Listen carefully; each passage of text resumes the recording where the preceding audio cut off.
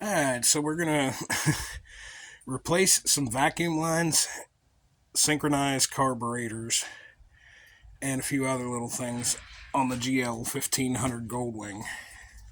It requires some special tools. If you know, you know.